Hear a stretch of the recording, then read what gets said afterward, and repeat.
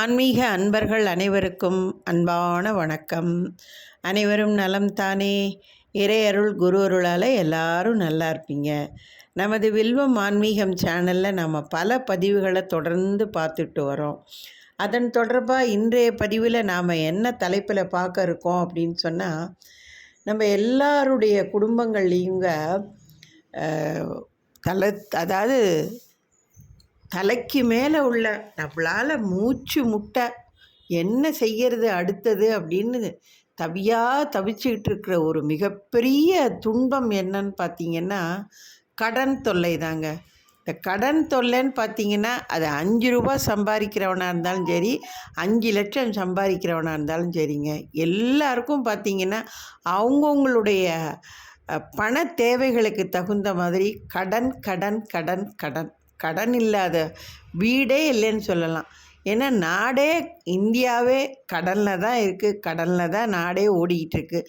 அப்போ குடும்பத்தில் வசிக்கிற நம்ம மட்டும் என்ன கடன் இல்லாமல் வாழ்ந்துட முடியுமா, வசிக்க முடியுமா? இந்த மாதிரி ஒரு தீராத மீளாத கடன் தொல்லையிலேருந்து நம்ம எப்படி விடுபட்டு மன நிம்மதியோடையும் சந்தோஷமாகவும் அமைதியாகவும் வாழணும், இல்லை வாழறதுக்கு என்ன செய்யணும் அப்படிங்கிறதுக்கான ஒரு சிறந்த வழியை தாங்க உங்களுக்கு சொல்லி கொடுக்க போகிறேன். அடுத்தது, குடும்பத்தில் எப்பொழுதும் மன மகிழ்ச்சியும் நிம்மதியும் சந்தோஷமும் நிறைந்து மகாலட்சுமி கடாட்சம் வீட்டில் நிறைஞ்சிருந்து நல்ல செல்வ செழிப்போட தரித்திரமில்லாமல் நம்ம வாழ்கிறதுக்கு என்ன செய்யணும் அப்படிங்கிறத பற்றியெல்லாம் தாங்க உங்களுக்கு நான் ஒரு சின்ன எளிய பரிகாரத்தின் மூலயமும் பூஜை வழிபாடுகள் மூலயமாவும் உங்களுக்கு நான் சொல்லி கொடுக்க போகிறேங்க. கண்டிப்பாக இந்த வழியை நீங்கள் பின்பற்றி நம்முடைய வாழ்க்கையில், நான் எனக்கும் சேர்த்து தான் சொல்கிறேன், நம்முடைய வாழ்க்கையில் நாம் கடன் தொல்லையிலேருந்து மீளவும், நம்ம வீட்டில் மகாலட்சுமி அம்சம் நிறைஞ்சு செல்வ செழிப்போடு நாம் நிம்மதியாக வாழவும் இந்த வழிமுறைகளை நம்ம கண்டிப்பாக கடைப்பிடித்தோன்னு சொன்னால் நிச்சயம் நமக்கு நல்ல பலன் கிடைக்குங்க. இந்த பலனை நான் சொன்ன உடனே நீங்கள் ஒரு வாரத்தில் செஞ்சுட்டு, ஒரு மாதத்தில் செஞ்சுட்டு, என்னம்மா ஒன்றுமே நடக்கலைன்னு சொன்னால் அதுக்கு நான் எந்த பதிலும் சொல்ல முடியாதுங்க. முதல்ல நம்பிக்கை தான் வாழ்க்கை. ஆழ்ந்த பக்தியும் இறை அருளும் நம்பிக்கையும் தான் ரொம்ப முக்கியங்க. தொடர்ந்து இதை நீங்கள் மனம் தளராமல் நம்பிக்கையோட ஆழ்ந்த பக்தியோடு நீங்கள் செஞ்சுட்டு வரும்பொழுது தான் படிப்படியான முன்னேற்றத்தை நம்முடைய வாழ்க்கையில் நாம் கண்டிப்பாக நிச்சயம் பார்ப்போங்கிறதுல எந்த விதமான சந்தேகமும் உங்களுக்கு வேண்டாங்க. சரி, வாங்க வீடியோக்குள்ளே போகலாம். நான் சொல்கிற ஒவ்வொரு எளிய பரிகாரங்களையும் பூஜைகளையும் கண்டிப்பாக நீங்கள் கடைப்பிடிக்கணும்னு உங்கள் எல்லாரையும் நான் அன்போடு கேட்டுக்கிறேங்க. என்னுடைய குலதெய்வத்தையும், என்னுடைய இஷ்ட தெய்வமான விநாயக பெருமானையும், அன்பு தெய்வமான முருகப்பெருமானையும் மனமாற வேண்டிக்கிட்டு இந்த எளிய வழிமுறைகளை உங்களுக்கு நான் சொல்லி கொடுக்குறேங்க. காணொளியை கடைசி வரைக்கும் பாருங்கள். வீடியோவை ஸ்கிப் பண்ணி பார்க்காதீங்க. நான் என்ன சொல்ல வரேன், என்ன சொல்லியிருக்கேங்கிறதே உங்களுக்கு புரியாது. அதனால் கடைசி வரைக்கும் பார்த்து கண்டிப்பாக என் மீது நம்பிக்கை வைக்கன்னு நான் சொல்லலை, இறைவன் மீது ஆழ்ந்த நம்பிக்கையும் பக்தியும் கடைப்பிடித்து அவனுடைய பாதங்களை இறுக பற்றி கொண்டு இந்த வழிமுறைகளை பின்பற்றுங்க. கண்டிப்பாக உங்களுடைய வாழ்க்கையில் நாளுக்கு நாள் நிச்சயம் நல்ல ஒரு முன்னேற்றத்தை பார்ப்பீங்கங்க. முதல்ல எந்த ஒரு விஷயத்தையும் நம்ம தொடங்குறதுக்கு முன்னாடி, எந்த ஒரு நல்ல காரியம் தொடங்கிறதுக்கு முன்னாடி நம்ம செய்ய வேண்டிய முக்கியமான ஒரு விஷயம் எதுன்னு பார்த்திங்கன்னா, நம்முடைய குலதெய்வத்தை போய் நம்ம பார்த்து அவர்கிட்ட ஃபஸ்ட்டு ஒரு சல்யூட் அடிச்சுட்டு வந்துடணும். நம்முடைய குறைகள், கஷ்டங்கள், நம்மளுடைய வருத்தங்கள் எல்லாத்தையும் குலதெய்வத்துக்கிட்ட போய், பா உன்னை நம்பி தான்ப்பா வந்திருக்கேன், என்னை கைவிட்டுடாதப்பா, நான் இந்த பூஜைகளையோ இந்த பரிகாரங்களையோ எல்லாம் நான் செஞ்சு எனக்கு நீ நல்ல பலன் அளித்து என்னை இப்படி ஒரு இக்கட்டான கடன் சுமையிலேருந்து என்னை நீ மீட்டு என்னை நிம்மதியாக வாழ வைக்கணும்ப்பான்னு சொல்லி ஃபஸ்ட்டு குலதெய்வத்துக்கிட்ட போய் தான் ஒரு பெரிய கும்பிட போட்டு மனசார வேண்டிட்டு வந்து தான் அடுத்தது அதுக்கு உண்டான வழிமுறைகளை நம்ம மேற்கொள்ளணுங்க. நான் சொல்ல போகிற இந்த எளிய பரிகாரங்க உண்மையான, நியாயமான, நம்முடைய அத்தியாவசியமான தேவைகளுக்காக நம்ம வாங்கியிருந்த கடனை நியாயமான முறையில் நம்ம திருப்பி செலுத்தணுங்கிற உண்மையான ஒரு எண்ணத்தோடையும் சிந்தனையோடையும் செயல்படுறவங்களுக்கு தாங்க இந்த எளிய பரிகாரமானது நிச்சயம் பலிக்கும். நீங்கள் செஞ்சாலும் அது முழு பலன் கிடைக்குங்க. தேவைக்கு ஏற்பையோ இல்லை அதிக ஆசைப்பட்டோ பேராசைப்பட்டோ கடனை வாங்கிட்டு அதை திருப்பி செலுத்தணுங்கிற அந்த எண்ணமோ நடவடிக்கையோ செயலோ இல்லாமல் ஒரு மாதிரி திமிராவோ பார்த்துக்கலாம் என்ன இவன் என்ன பண்ணிட போகிறான் நம்மளை அப்படின்னெல்லாம் ஒரு தவறான எண்ணத்தோடையெல்லாம் இருக்கிறவங்களுக்கெல்லாம் இந்த பரிகாரம்லாம் 1% கூட பலனே அளிக்காது. அதை முதல்ல நீங்கள் மனசில் நல்லா நீங்கள் உறுதிப்படுத்திக்கோங்க. உங்களுடைய செயல் உண்மையான கடனுக்கு உண்டான செயல் தான் இதெல்லாம். பேராசைப்பட்டு வாங்கின கடனுக்கு உண்டான பரிகாரம் கிடையாது இது. அதை ஃபஸ்ட்டு புரிஞ்சுக்கோங்க நல்லா. நான் இதில் சொல்லியிருக்கிற இந்த எளிய பரிகாரம்லாம் பார்த்திங்கன்னா காலங்காலமாக சித்தர்கள்லாம் கடைப்பிடிச்சிட்டு வந்த அந்த எளிய பரிகாரத்தை தான் உங்களுக்கு நான் சொல்லியிருக்கேன். பொதுவாக ஜாதக ரீதியாக உங்கள் ஜாதக அமைப்பின்படி எப்படி இருக்கோ அதன்படி தாங்க உங்களுடைய பாவ புண்ணியங்களும் அமையும். கர்மா சிலதெல்லாம் நீங்கள் கடன்பட்டு தான் அனுபவிக்கணும், அதனால் இன்னென்ன கஷ்டங்களை நீங்கள் அனுபவிக்கணும்னு சொல்லி உங்கள் கர்ம வினை எப்படி இருக்கோ அதன்படியும் நீங்கள் கஷ்டப்படுறதுலும் உண்டுங்க. அதனால் நான் கடனை வாங்கிட்டேன், அதுலேருந்து நான் வெளிப்படணும், கஷ்டம் இல்லாமல் நான் இருக்கணும், நிம்மதியாக வாழணும் அப்படின்னு சொல்லிவிட்டு உடனே யார் எது சொன்னாலும் உடனே அதை செய்கிறேன் இதை செய்கிறேன்னெல்லாம் போய் செஞ்சிட்டா மட்டும் உங்கள் கடன்லாம் தீராதுங்க. நீங்கள் இன்னென்னதை அனுபவிக்கணும், இதனால் இந்த நன்மை இதனால் இந்த தீமைன்னெல்லாம் ஏற்கனவே கடவுளால் விதிக்கப்பட்ட ஒரு செயல் தானே தவிர வேறு எதுவும் கிடையாதுங்க. அதனால் நான் சொல்ல போகிற இந்த எளிய பரிகாரத்தை நம்பிக்கையோடு நீங்கள் செய்யணுங்க. அதுதான் ரொம்ப முக்கியம். பொதுவாகவே பரிகாரமே சொல்லக்கூடாதுன்னு சொல்லுவாங்க. அதுக்கும் ஒரு காரணம் இருக்குது.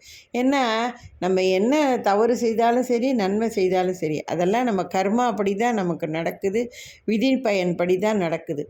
அதனால் சித்தர்கள்லாம் என்ன சொல்லுவாங்கன்னா, ஒரு மனுஷன் அவன் அனுபவிக்க வேண்டிய அத்தனை கர்மாக்களையும் கஷ்டங்களையும் பாவங்களையும் விதிப்பயனையும் கண்டிப்பாக அவன் அனுபவிச்சு தான் அவனுடைய ஆத்மாவானது ஆத்ம சாந்தி அடையணுமே தவிர அதிலெல்லாம் விடுபட்டு நான் எதுவுமே இல்லாமல் எதுவுமே அனுபவிக்காமல் அது நன்மைகளாக இருந்தாலும் சரி தீமைகளாக இருந்தாலும் சரி நான் அப்படியே நேராக ஆத்ம உலகத்துக்கு போயிடணுன்னெல்லாம் இருந்தால் அதெல்லாம் நடக்காத வேலைங்க.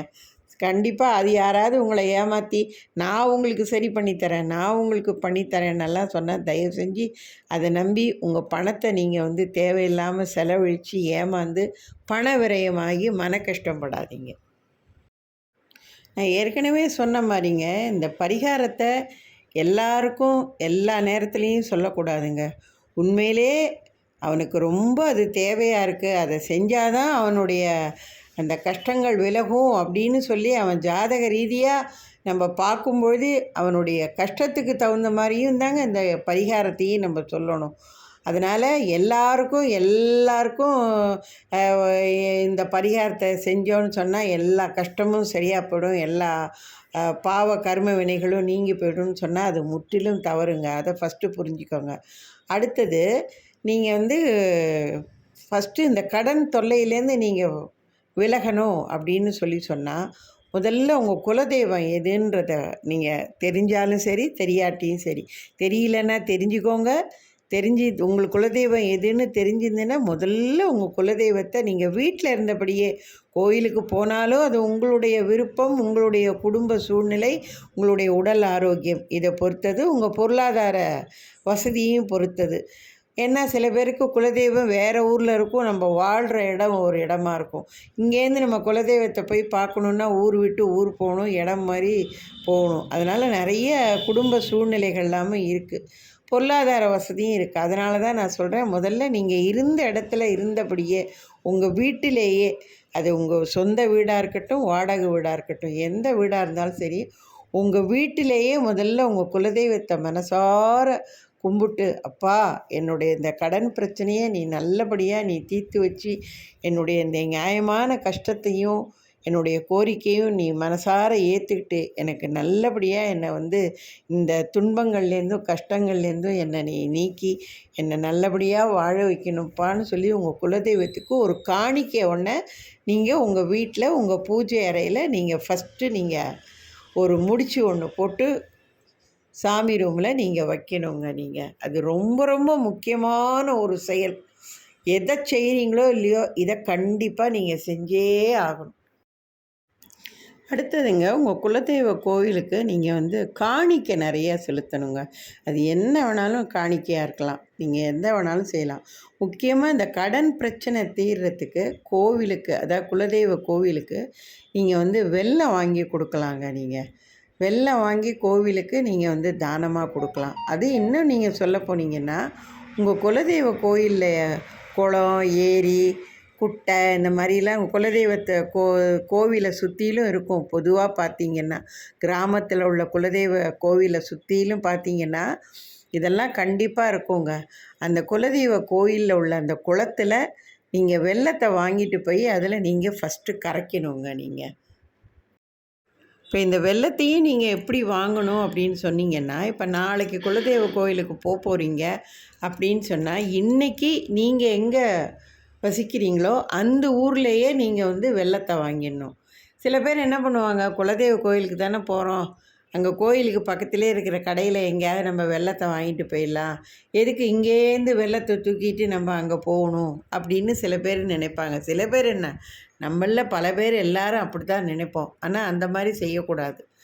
நம்ம எங்கே வசிக்கிறோமோ, இப்போ நீங்கள் திருச்சியில் இருக்குது உங்களுக்கு குலதெய்வம், நீங்கள் தஞ்சாவூரில்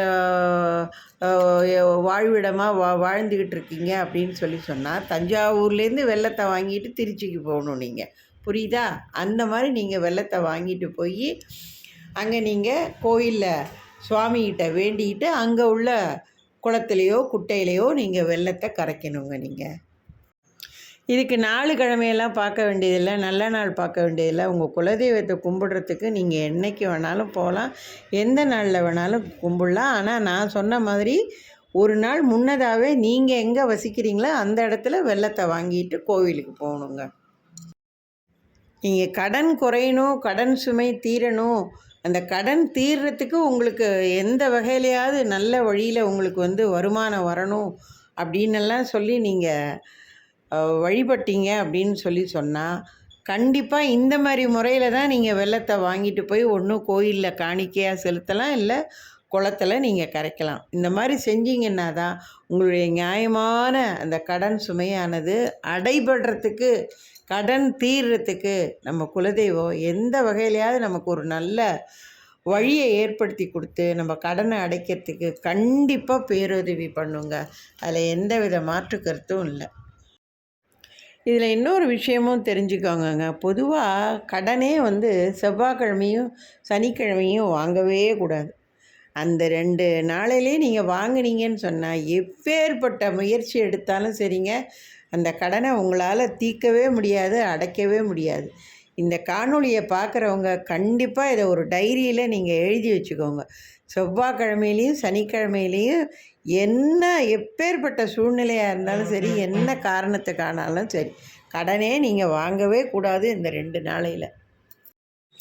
ஆனால் செவ்வாய் ஹோரையில் நீங்கள் கடன் வாங்கியிருக்கீங்கன்னு வச்சுங்க, அவங்களுக்கு கடனை கொடுக்குறீங்க பாருங்கள், அந்த கடன் கொடுக்குறத இந்த செவ்வாய்க்கிழமையில் செவ்வாய் ஹோரையில் கொடுத்தீங்கன்னா டக்குன்னு உடனே உங்கள் கடன் வந்து தீர்ந்துருங்க. அதுவும் ஒரு முக்கியமான ஒரு விஷயம், அதையும் கரெக்டாக தெரிஞ்சுக்கோங்க. கடன் வாங்கக்கூடாது, ஆனால் கடன் கொடுக்குறத செவ்வாய்க்கிழமையில் செவ்வாய் ஹோரையில் நீங்கள் இப்போ ஒரு 1000 ரூபா கடன் வாங்கியிருக்கீங்கன்னு வச்சுங்க, அதில் ஒரு 100 ரூபா அந்த செவ்வாய் ஹோரையில் கடன் வாங்கினவங்கள்ட்ட நீங்கள் கொடுத்தீங்கன்னா அடுத்த ஒரு சில நாட்கள்லேயே இந்த 1000 ரூபா கடனும் உங்களுக்கு ஏதாவது ஒரு வகையில் பண வரவு கிடச்சி அந்த கடனை நீங்கள் சீக்கிரமாக அடைச்சிடுவீங்க. நீங்கள் ஒரு செஞ்சு வேணாலும் பாருங்கள், கண்டிப்பாக அதை நீங்கள் அடுத்தது தொடர்ந்து நீங்கள் பின்பற்ற ஆரம்பிச்சிடுவீங்க. அதே மாதிரி கடன் அடையிறதுக்கு இன்னொரு எளிய வழிபாடு, ஒரு பரிகாரங்க. நீங்கள் எந்த ஊரில் வசித்தாலும் சரி, அங்கே உள்ள கோயிலில் யோக நரசிம்மர், லக்ஷ்மி நரசிம்மர் இந்த 2 பேரை மனசார வழிபடுங்க. உங்களுடைய எப்பேற்பட்ட கடன் சுமையிலேருந்தும் நரசிம்மர் நல்ல உங்களுக்கு அருளாசி பண்ணி உங்கள் கடனை சீக்கிரம் அடையிறதுக்கு அவர் நல்ல ஒரு வழிகாட்டுதலை உங்களுக்கு ஏற்படுத்தி கொடுப்பாருங்க. கடன் அடையிறதுக்கு இதுவும் ஒரு சிறந்த எளிய வழிபாடுங்க. அதே மாதிரி கோவிலில் உள்ள சக்கரத்தாழ்வார், அது உங்கள் ஊர்லேயே உள்ள எந்த கோவிலில் சக்கரத்தாழ்வார் சன்னதி இருந்தாலும் அந்த சக்கரத்தாழ்வார்கிட்டையும் போய் மனமுருக வேண்டி, அப்பா எனக்கு ஏற்பட்ட இந்த கடன் சுமையை, நியாயமான இந்த கடன் சுமையை நல்ல வழியில் எனக்கு ஏதாவது ஒரு வழியில் எனக்கு பண வரவை ஏற்படுத்தி கொடுத்து இந்த நியாயமான என்னுடைய கடனை நான் நல்லபடியாக உண்மையான முறையில் அடைக்கிறதுக்கு எல்லா வகையிலையும் நீ எனக்கு அருள் புரியணும்னு சக்கரத்தாழ்வாரையும் வேண்டிக்கோங்க. அடுத்தது அதை விட முக்கியமான ஒரு தெய்வம் இருக்கிறார், டாப் தெய்வம் யார் தெரியுமா? நம்முடைய முருகப்பெருமான் தான். வேற யார்? யாம் இருக்க பயமேங்கிற மாதிரி அவர் இருக்கிற வரைக்கும் என்ன நமக்கு கவலை பயம்? நம்முடைய நியாயமான தீராத இந்த கடன் தொல்லையிலேருந்து நம்மளை மீட்டு நமக்கு ஒரு கடன் சுமையிலேருந்து நம்மளை விடுவித்து காக்கக்கூடிய இந்த முருகப்பெருமானை ஒவ்வொரு செவ்வாய்க்கிழமையும், அதாவது 11 செவ்வாய்க்கிழமை போய் முருகனுடைய சன்னதியில் முருகனை வேண்டி முருகன்ட்டையும் மனசார நம்முடைய கோரிக்கைகளை அவன் காலடியில் சமர்ப்பித்து, அப்பா என்னுடைய இந்த கடனை நீ நல்லபடியாக தீர்த்து வைக்கணுப்பான்னு சொல்லி 11 வாரம் செவ்வாய்க்கிழமை போய் முருகனை கும்பிட்டுட்டு வாங்க. கண்டிப்பாக எந்த வகையிலையாவது முருகன், அதாவது நம்முடைய நியாயமான கோரிக்கைக்கு, நம்முடைய நியாயமான கடன் சுமையிலேருந்தும் நம்மளை விடுவிக்க அவன் ஒரு நல்ல வழியை காமிச்சு கடன்லேருந்து முற்றிலும் நம்மளை விடுவிச்சிருவாங்க. சத்தியமான உண்மை. முருகனை வழிபடுறதுலேயும் ஒரு விஷயம் இருக்குங்க. ஆஹா, இவன் நம்மளை கும்பிட வந்துட்டான், அதனால் இவன் கடனை எல்லாம் தீர்த்து வச்சிருவோன்னெல்லாம் உடனேலாம் கடவுள் அப்படியெல்லாம் முருகன்லாம் உடனே செஞ்சிட மாட்டாருங்க. நீ கடன் எதனால் வாங்கின? உண்மையான தான் வாங்கினியா? ஏமாத்துறதுக்கு வாங்கினியா? அதுமாதிரி நீ கடன் அடைக்கிறதையும் உண்மையாக நீ விரும்புகிறியா? இல்லை சும்மானாச்சுக்கும் ஏதாவது நம்ம கடவுளை ஏமாத்துகிறோமா? எல்லாத்தையும் முருகன் நம்மளை கவனிப்பாருங்க. இந்த கடனால் நம்முடைய கர்ம வினை என்னென்ன, அதனால் நம்ம என்னென்ன அனுபவிக்கணும் எல்லாத்தையும் அவர் பார்ப்பாருங்க. அடுத்தது முக்கியமாக குலதெய்வத்துக்கிட்ட பர்மிஷன் கேட்பார். இது என்ன இந்த மாதிரி வந்திருக்கானே, இவனுக்கு என்ன செய்யலாம், உண்மையிலே அவனுடைய கோரிக்கையும் அவனுடைய கஷ்டங்களையும் தீர்த்து வைக்கலாமா அப்படின்னு சொல்லி குலதெய்வத்துக்கிட்ட பர்மிஷன் கேட்பார் தெரியுமா? முருகன் கேட்டுக்கிட்டு தான் நம்முடைய நியாயமான கோரிக்கைகளை தீர்த்து வைப்பார். அதனால் நீங்கள் செவ்வாய்க்கிழமை தோறும் 11 வாரம் முருகனுக்கு போய் முருகனை வேண்டி 11 சுற்றி அர்ச்சனை பண்ணிவிட்டு சாமியை மனசார கும்பிட்டுட்டு வாங்க. நிச்சயம் அதுக்கு உண்டான வழி என்னவோ அதை உங்களுக்கு ஏற்படுத்தி கொடுத்து அந்த கடன் சுமையிலேருந்து நம்மளை நிச்சயம் காப்பாற்றுவாருங்கிறதுல எந்தவித மாற்று கருத்தும் இல்லைங்க. அடுத்தது கடன் பிரச்சனை தீர இன்னொரு எளிய வழிபாடு பரிகாரம் சொல்கிறேங்க. பைரவர் வழிபாடு ரொம்ப ரொம்ப சிறந்ததுங்க. இந்த பைரவர் வழிபாட்டை நீங்கள் எப்போ செய்யணுன்னா, ஒவ்வொரு வெள்ளிக்கிழமையும் சுக்கிரஹோரையில் காலையில் 6 to 7 அப்போ நீங்கள் என்ன பண்ணணும், கோயிலுக்கு ஏர்லி மார்னிங்கே கிளம்பி போயிடணும். நீங்கள் போய் ஒரு சிகப்பு காடா துணி மாதிரி ஒன்று வாங்கிக்கோங்க.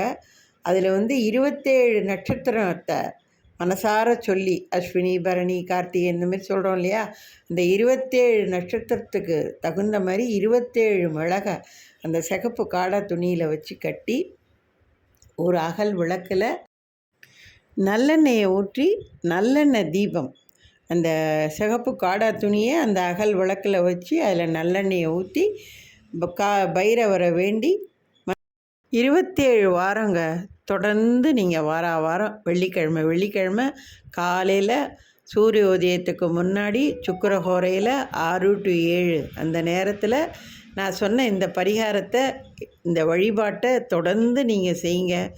பைரவரும் உங்களுக்கு இந்த கடன் சுமையிலேருந்து உங்களை நீக்கிறதுக்கும், உங்களுடைய நியாயமான கடன் சுமையை குறைக்கிறதுக்கும் அவரும் எல்லா வகையிலையும் உங்களுக்கு ஒரு நல்ல வழியை ஏற்படுத்தி கொடுத்து நமக்கு கடன் தொல்லையிலேருந்து நம்மளை மீட்டு நம்மளை காப்பாற்றுவாருங்கிறதுல எந்தவித மாற்று கருத்தும் இல்லைங்க. அடுத்து சொல்ல போகிற ஒரு பரிகாரம் பார்த்திங்கன்னா, சித்த புருஷர்களால் சொல்லப்பட்ட மிக அற்புதமான ஒரு பரிகாரம் வழிபாடுங்க. நம்ம சப்பாத்திக்கெல்லாம் வீட்டில் கோதுமை மாவு பிசைவோம் இல்லையா, அந்த மாதிரி கோதுமை மாவை பிசைஞ்சி அதை 108 உருண்டையாக நீங்கள் சின்ன சின்ன உருண்டையாக உருட்டி எடுத்துக்கிட்டு, நம்ம வீட்டுக்கு பக்கத்தில் எந்த கோயிலாக இருந்தாலும் சரி, சிவன் கோயில், பிள்ளையார் கோயில், அம்பாள் கோயில், முருகன் கோயில், எந்த கோயிலாக இருந்தாலும் சரி, அந்த கோயிலில் குளம் முக்கியமாக இருக்கணும். அந்த குளத்துல மீன்கள்லாம் இருக்கும் இல்லையா, அந்த மீன்களுக்கு இந்த 108 கோதுமை உருண்டையை நம்முடைய பிரார்த்தனை என்னவோ அந்த பிரார்த்தனையை ஒன்று ஒன்றா சொல்லி சொல்லி மனசில் அதீத நம்பிக்கையோட ஆழ்ந்த பக்தியோட அந்த மீன்களுக்கெல்லாம் நீங்கள் உணவாக ஒரு 3 வாரம் இல்லைன்னா ஒரு 7 வாரம், அது நீங்கள் என்றைக்கு வேணாலும் உங்களுக்கு என்றைக்கு முடியுதோ அன்றைக்கி அந்த நாளை நீங்கள் தேர்ந்தெடுத்துக்கோங்க. அது திங்கக்கிழமையாக இருக்கலாம், சனிக்கிழமையாக இருக்கலாம், ஞாயிற்றுக்கிழமையாக இருக்கலாம். உங்களுக்கு எந்த நாள் உங்களுக்கு அது பயனுள்ளதாக இருக்கோ, இல்லை எந்த கிழமையில் நீங்கள் ஃப்ரீயாக இருக்கீங்களோ அந்த கிழமையை நீங்கள் தேர்ந்தெடுத்துக்கிட்டு தொடர்ந்து 3 வாரம் இல்லைன்னா 7 வாரம் நீங்கள் இந்த மாதிரி இந்த குளத்தில் உள்ள மீன்களுக்கு நீங்கள் உணவாக கொடுத்துட்டு வந்தீங்கன்னா, அதுவும் கொஞ்சம் கொஞ்சமாக உங்கள் கடன் சுமை எல்லாம், நியாயமான கடன் சுமைகள் எல்லாம் நீங்கி நிச்சயம் இந்த கடன் சுமையிலேருந்து விடுபடுறத நீங்கள் படிப்படியாக நீங்கள் உங்கள் வாழ்நாளையில் நீங்கள் கண்கூட பார்க்கலாங்க. நீங்கள் இந்த பரிகாரத்தெல்லாம் ஏளனமாக நினைக்காதீங்க, இளக்காரமாக நினைக்காதீங்க. என்னம்மா இது, இதெல்லாம் ஒரு பரிகாரமாக, நல்லா கதை விட்றீங்கம்மா, நல்லா புருடா விட்றீங்கம்மான்னு நினச்சிக்குவீங்க காணொளி பார்க்குறவங்க. அப்படியெல்லாம் கிடையாதுங்க. இதெல்லாம் நம்ம காலத்தில் நம்ம முன்னோர்கள் வாழ்ந்த காலத்துலேருந்து சரி, காலாங்காலமாக ஞானிகளாலும் சித்த புருஷர்களாலும் நல்ல ஆன்மீக பக்தி இறையன்பு கொண்ட மெய் அன்பர்களாலும் மனிதன் நல்லபடியாக வாழணுங்கிறதுக்காக நமக்கு சொல்லி கொடுத்துட்டு போன, வழிகாட்டிட்டு போன நல்ல அருமையான வழிபாடு மற்றும் பரிகார முறைகள். இதெல்லாம் அலட்சியமாக நினைக்காதீங்க.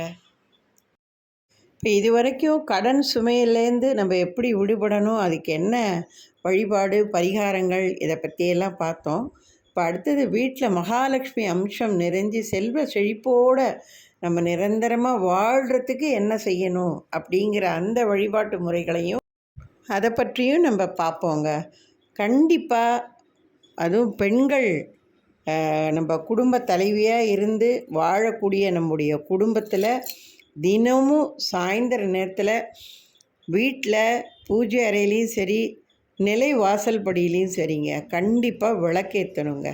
இது அதுவும் அந்த விளக்கேற்றுற நேரத்தில் தான் நம்ம டிவியை போட்டுக்கிட்டு பார்க்கக்கூடாத கேட்கக்கூடாத காணொளிகளையும் காட்சிகளையும் பார்க்குறத முக்கியமாக தவிர்க்கணும். அதுவும் குறிப்பாக மாமியார் மருமக சண்டை, வெட்டுறேன் குத்துறேன் போகிறேன் வரேன், அபசகுனமான வார்த்தைகள் பேச்சுக்கள் இதெல்லாம் காதில் வாங்கிட்டு அதெல்லாம் அந்த மாதிரியெல்லாம் நம்ம விளக்கு ஏற்றவே கூடாது.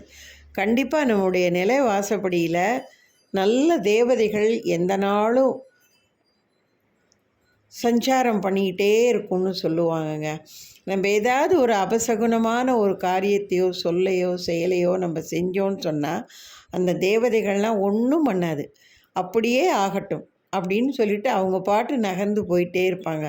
அது நம்மளை பொறுத்தது தாங்க. நம்ம அந்த நேரத்தில் ஒரு நல்ல காரியம் சொன்னோன்னா அப்படியே ஆகட்டும்னா அதை நல்லபடியாக அப்படியே நடக்கும்.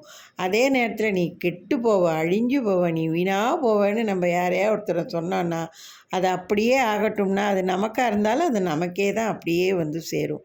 இது நிதர்சனமான உண்மைங்க. அதனால தான் சொல்கிற ஒவ்வொரு சொல்லையும் நல்ல சொல்லாக சொல்லணும், நல்ல பண்புள்ள சொல்லாக சொல்லணும், நல்ல தெய்வீக சொல்லாக சொல்லணும்னு நம்ம முன்னோர்கள்லாம் நமக்கு நல்ல ஒரு பழக்க வழக்கத்தை சொல்லி கொடுத்துட்டு போயிருக்காங்கங்க. நம்ம வீட்டில் எப்பொழுதும் லக்ஷ்மி கடாட்சத்தோட, சரஸ்வதி கடாட்சத்தோட, அதாவது முப்பெரும் தேவிகளுடைய கடாட்சத்தோடு நம்ம வீடு இருக்கணும்னு சொன்னால் முதல்ல குடும்ப தலைவியாக இருக்கிற பெண்களாகிய நாம் நம்முடைய கலாச்சாரம், பண்பாடு, நாகரீகம், நம்முடைய செயல், பேச்சு, நடத்தை, நம்ம உடுத்துகிற உடை, நம்முடைய தேஜஸ்ஸு, நம்மளை பார்க்கும்பொழுதே கையெடுத்து கும்பிடணும்னு தோணக்கூடிய அந்த ஒரு மனநிலை, தெய்வ அம்சம், தெய்வ அருளோடு நம்ம இருக்கணுங்க. அதில் எந்தவித காம்ப்ரமைஸும் நம்ம பண்ணிக்கவே கூடாது. இன்றைக்கி நாகரீகம் எப்படி வேணாலும் வளர்ந்துருக்கலாம், இல்லைன்னு சொல்லலை. ஆனால் அம்மா அம்மா தானே, அப்பா அப்பா தானே, அதில் எந்தவித மாற்று கருத்தும் கிடையாது. அப்பா அம்மாவாவோ அம்மா அப்பாவாவோ கிடையாது. அதனால் என்னென்ன வழிமுறைகளோ நம்ம முன்னோர்கள் எப்படி வகுத்து கொடுத்துட்டு போனாங்களோ அதில் முடிந்த வரைக்கும் நம்ம அதை வந்து கடைப்பிடித்து அந்த வழியிலேயே நம்ம பின்பற்றி போனோன்னு சொன்னால் நிச்சயம் நம்முடைய செல்வம் மகாலட்சுமி அம்சத்தோட லக்ஷ்மி கடாட்சமாக அம்சமாக இருக்குன்றதில் எந்தவித மாற்று கருத்தும் இல்லைங்க. அதே மாதிரி லக்ஷ்மி கடாட்சம் நம்முடைய குடும்பங்களில் இல்லறங்களில் நிலச்சி இருக்கணும்னு சொன்னால் ஒவ்வொரு வெள்ளிக்கிழமை தோறும் சுக்கிரஹோரையில் அது ஆணாக இருக்கட்டும் பெண்ணாக இருக்கட்டும் நீங்களே கடைக்கு போய் கடையில் எந்தவித பேரமும் பேசாமல் என்ன விலை சொல்கிறாங்களோ அந்த விலைக்கு அப்படியே கல் உப்பு வாங்கி வீட்டுக்கு எடுத்துகிட்டு வந்து வீட்டில் நீங்கள் அதை கல் உப்பு எங்கே வைப்பீங்களோ அந்த உப்பை கல் உப்பு, அதாவது பீங்கானில் வைக்கலாம், கண்ணாடி பாத்திரத்தில் வைக்கலாம், இதிலெல்லாம் கல் உப்பை வச்சு அடுப்படியில் வச்சு நீங்கள் அதை பயன்படுத்தணும். அடுத்தது மல்லிகைப்பூவை பேரம் பேசி வாங்கக்கூடாது, எலுமிச்சம்பழத்தை பேரம் பேசி வாங்கக்கூடாது, வெற்றிலையை பேரம் பேசி வாங்கக்கூடாது. இதெல்லாம் வந்து இறைவனுக்கு நம்ம வந்து பயன்படுத்தக்கூடிய பொருள்கள். இது எல்லாத்தையுமே நம்ம வந்து 10 ரூபா விலை சொன்னால் ஏப்பா ஏக விலை சொல்கிறீங்க, ஒரு 5 ரூபாய்க்கு கொடுங்களேன் அப்படின்னு சொல்லி பேரம் பேசுகிறதுங்கிறது அதுதான். அந்தமாரி பேரம் பேசி இதெல்லாம் வாங்கவே கூடாது. நீங்கள் ஒவ்வொரு வெள்ளிக்கிழமை தோறும் இந்த சுக்கிரஹோரையில் கல் உப்பு வாங்கி தொடர்ந்து வாங்கி நீங்கள் பயன்படுத்தி பாருங்கள். நீங்கள் ஆட்டோமேட்டிக்காக மகாலட்சுமி அம்சம் உங்கள் வீட்டில் உங்கள் கண்ணுக்கு தெரியாமல் குடி புகுந்துருன்றதில் எந்தவித மாற்று கருத்தும் இல்லைங்க. அதே மாதிரி வெற்றியை தேடித்தரும் மகாலட்சுமி அம்சம் பொருந்திய வெற்றிலை. இந்த வெற்றிலையையும் நீங்கள் நிறைய பயன்படுத்துங்கங்க. ஒன்றும் வேணாம், எந்த ஒரு சுபகாரியங்களுக்கு நீங்கள் கிளம்புனாலும் சரி, அது என்ன சுபகாரியம் வேணாலும் இருக்கட்டும். ஒரு பொண்ணு பார்க்க போகிறீங்க, ஒரு வேலைக்கு போகிறீங்க, ஒருத்தரை பார்க்க போகிறீங்க, ஒரு நல்ல காரியத்துக்கு போகிறீங்க, எதுனாலும் எந்த ஒரு காரியத்துக்கு நீங்கள் வீட்டை விட்டு வெளியில் போகிறதா இருந்தாலும் 2 வெத்தலை 2 கொட்டைப்பாக்கு அதை எடுத்து உங்கள் பர்ஸில் வச்சுக்கிட்டு நீங்கள் போயிட்டு வாங்க. நீங்கள் நினச்ச காரியம் நினச்சபடி நல்லபடியாக முடியுங்க. இது கண்கூடான உண்மை. இது செஞ்சு பாருங்கள், அப்புறம் தெரியும் உங்களுக்கு. இதே மாதிரி தாங்க துளசி மருதாணி, இதையும் நீங்கள் மகாலட்சுமி அம்சம் பொருந்திய இந்த பொருளை நீங்கள் தொடர்ந்து பயன்படுத்தினீங்கன்னா நிச்சயமாக மகாலட்சுமியோட அம்சம் நமக்கு நிறைய இருக்குங்க நமக்கு. அது மாதிரி கடன் பிரச்சனை தீரவும் மகாலட்சுமி அம்சம் வீட்டில் நிறைஞ்சி இருக்கிறதுக்கும் நம்முடைய முழுமுதற் கடவுள் விநாயகருக்கு ஒரு சிறந்த வழிபாடு பரிகாரம் இருக்குங்க. விநாயகர் கோயிலுக்கு போங்க, ஒரு தேங்காயை உடைங்க, உடச்சி அந்த தேங்காயை வாங்கிக்கிட்டு அந்த தேங்காயை 2ஆக உடச்சி வாங்கி அந்த தேங்காயில் தேங்காய் எண்ணெயை ஊற்றி திரியை போட்டு தீபமாக ஏற்றி உங்களால் எத்தனை நாள் கும்பிட முடியுமோ அத்தனை நாள் வரைக்கும் கும்பிடுங்க. தொடர்ந்து அந்த மாதிரி நீங்கள் கும்பிட்டுக்கிட்டே வரும்பொழுது படிப்படியாக உங்கள் கடன் தொல்லையெல்லாம் கடன் சுமையெல்லாம் நீங்கி மகாலட்சுமியோட அம்சம் உங்கள் வீடு முழுக நிறைஞ்சி நிச்சயம் நீங்கள் நல்ல ஒரு சுமூகமான தெய்வாம்சம் பொருந்திய செல்வ செழிப்போடு கூடிய ஒரு நல்ல வாழ்க்கையை நீங்கள் உங்கள் வாழ்நாளில் கண்கூட பார்ப்பீங்கன்றதில் எந்தவித மாற்று கருத்தும் இல்லைங்க. என்னங்க, இது வரைக்கும் நான் கடன் தீர்றதுக்கும் வீட்டில் மகாலட்சுமி அம்சம் நிறைஞ்சி இருக்கிறதுக்கும் எனக்கு தெரிந்த நான் கற்றுக்கொண்ட விஷயங்களை உங்களோட நான் பகிர்ந்துக்கிட்டேன். இந்த காணொளி நிச்சயம் உங்களுக்கு பயனுள்ளதாக இருக்கும்னு நான் முழுசாக நம்புகிறேன். எதுவுமே நம்பிக்கை தாங்க வாழ்க்கை. அதுவும் இறைவன் மீது நாம் செலுத்தக்கூடிய ஆழ்ந்த பக்தியும் நம்பிக்கையும் தாங்க ரொம்ப முக்கியம். இன்றைக்கி செஞ்சுட்டு நாளைக்கு பலனை எதிர்பார்க்குறதுல எந்தவித பிரயோஜனமும் கிடையாதுங்க. எல்லாமே நம்முடைய கர்மா பாவ வினைகள் நம்முடைய விதிப்பயன்படி தாங்க நடக்கும். அதில் எந்தவித மாற்று கருத்தும் இல்லை. இந்த மாதிரி வழிபாடுகளையும் எளிய பரிகாரங்களையும் நாம் செய்யும் பொழுது நமக்கு மலை போல வர ஆபத்துக்கள் பனி போல நீங்குன்றதில் எந்தவித ஐயமும் வேண்டாங்க. தொடர்ந்து இந்த பரிகாரங்களையும் வழிபாடுகளையும் செய்யுங்க. வாழ்க்கையில் நல்ல ஒரு சந்தோஷத்தையும் நிம்மதியும் பெறுங்கன்னு சொல்லி என்னுடைய இஷ்ட தெய்வமான விநாயக பெருமானையும் அன்பு தெய்வமான முருகப்பெருமானையும் என்னுடைய குலதெய்வத்தையும் நான் மனதார வேண்டி உங்கள் எல்லார்கிட்டேருந்தும் நான் விடைபெறேங்க. இதை போல் நல்ல ஒரு ஆன்மீக தகவல்களோட அடுத்த பதிவில் உங்கள் எல்லாரையும் நான் சந்திக்கிறேங்க. எனக்கு நல்ல ஆதரவும் ஊக்கமும் கொடுங்கங்க. வாழ்த்துக்கள்ங்க. வாழ்க வளமுடன்.